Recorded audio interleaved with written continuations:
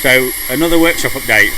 It's been a little while since we did the last one. Thought we'd start upstairs this time because we've been moving things around, trying to get things a bit more organised. When we first came, it was just a case of dump all the racking roughly where we thought it wanted to be, and then kind of put things on the racking roughly where we thought it wanted to be, and then kind of slowly organise it over time. And we've been doing that, and we're now kind of getting there, I guess.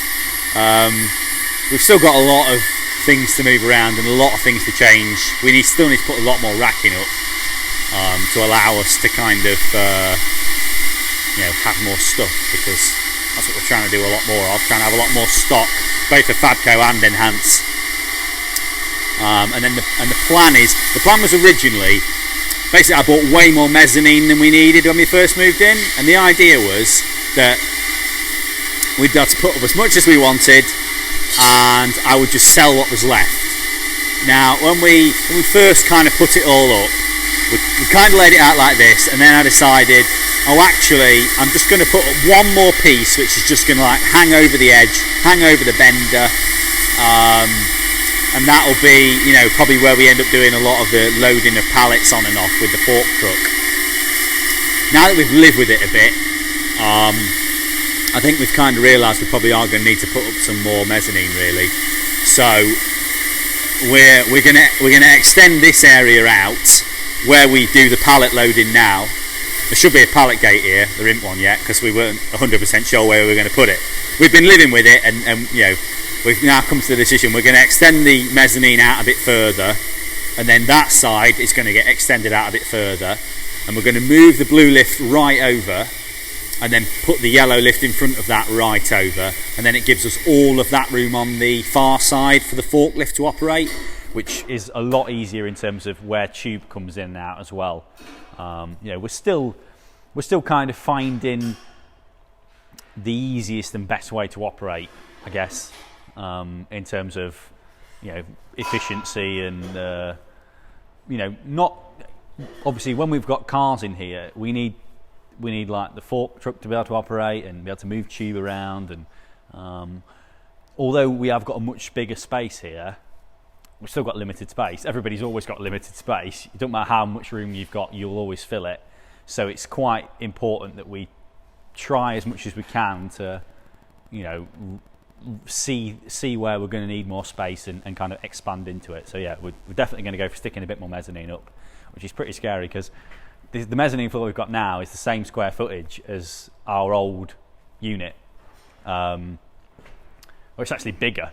There's actually more space just upstairs than what there was in the old unit altogether. So I think by the time we get some more mezzanine up, it'll probably take us to about 8,000 or 8,500 square foot, which is quite a lot of space, really. But again, we need to keep it organised, or we'll end up with the same problem a lot of people have, which is stuff everywhere, no organisation, and constantly moaning about not having enough room. So yeah, that's the plan. More mezzanine, and we're going to stick a load more racking up so we can have a lot more mantle bend stock. We still haven't painted the floor yet, the rest of the floor. It's just been too cold to even consider painting it. It's pretty cold in here. We don't have any heating at the minute. So yeah, it's not even worth considering painting the floor, I think, until the spring, and probably not until early summer, really. But the plan is when we move the lifts, I also want to put some kind of nice rubber tiles down on the floor under the lifts. Try and make those areas really nice areas to work in when you're picking things up and putting things down all the time.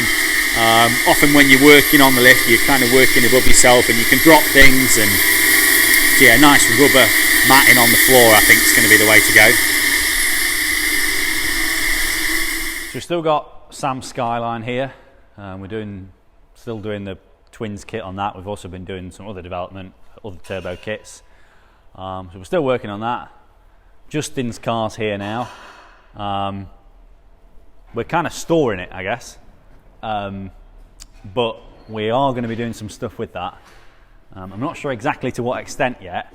I'm not like keeping it a secret, but we are going to be doing something quite cool with that car, which I'm very excited about. Justin's also excited about, but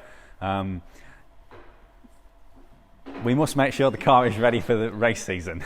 That's the only stipulation to doing the work we want to do on it, and it will be quite cool. So I'd definitely keep your eyes peeled for that.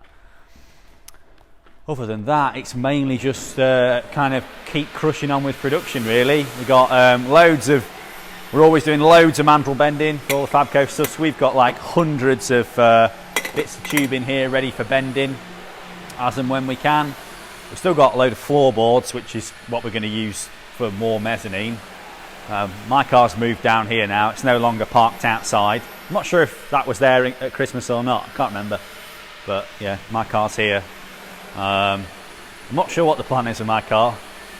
I do want to sell it at some point, but I want to get it running before I sell it, and probably drive it for a bit first and then sell it. I did talk about putting a twin scroll turbo kit on it again, but I don't know. It depends what happens with Justin's car, because obviously my engine is in Justin's car. So if he ends up using that for most of the season, which is potentially the plan, I'm obviously not going to have an engine for my car, so I can't sell it. Got a cylinder head down here, which is an N55 cylinder head. Warren sent that. The idea is we're going to get the flanges that we need for that head drawn, because it's the same as an S55 head in terms of the flanges, because we're going to be doing a big single turbo kit on Warren's M3, which is pretty cool. Warren's got a dodgy blue looking BMW M3 competition. We're going to be putting a G30 900 on that, and again hopefully trying to do a bit of trick stuff with the wastegate on it, because they have an electric wastegate. What we'd really like to do is most of the aftermarket stuff that's come out so far, that's like a Garrett turbo, where we've gone to external wastegate, is limited to like an off-the-shelf boost controller, and they work, but they're not great, especially not on a car like that. We want something that integrates nicely with the BMW electronics, so that's the plan. We're hopefully going to try and do something like that. It's going to get a bit complicated, but you know, if we invest the time in it, we should hopefully end up with something that's pretty decent. Obviously Warren's Time Attack car still here as well. Well, I say Time Attack car, I don't think it's actually raced in Time Attack yet, but it will do hopefully one day. We're nearly there now. We've got gaskets to start putting it back together. Warren sent some gaskets, so we can start actually doing the final assembly of all of the parts now. The only big jobs we've got left to do, well, they're not even big jobs really, is mount the engine and gearbox oil coolers and then get them plumbed up. All the wiring's done. Once we've got gaskets and things on, it'll run at this point. So I think that's it mainly. Matt's working on some 1.9 pre-cats, getting stock up on those again. We just did a big batch of 1.4 turbo downpipes, so we've got plenty of them in stock now. Hopefully we're not going to run out of those for the rest of the year. 58 apparently. Some of them have gone already though, so if you want one, you might have to be quick, because they might not last all year. Still working on ST180 systems, hopefully going to have a big batch of those out soon. The problem we've had with the ST180 is it requires a mandrel bent piece of perforated tube for the silencer, and the 3-inch perforated tube has been impossible to get since like early December, so we're really struggling in terms of the supply of the perforated tube to go with it. So we haven't been able to manufacture any of the systems yet. We've got one which is ready to go out to a customer, but hopefully as well AirTech are going to be looking after all our Ford products in the future. Still kind of unsure exactly when that's going to happen, but yeah, you should hopefully see all of our exhaust products on their website, with hopefully some new ones that we're going to work with them to develop. So Mark IV Focus ST and then Mark 8 Fiesta ST are ones that we're really keen to do. So hopefully they're things that will come off this year. We've got loads of really cool stuff to talk about, which I'm really excited about, but we can't do anything with yet. So yeah, stay tuned. Thanks for watching.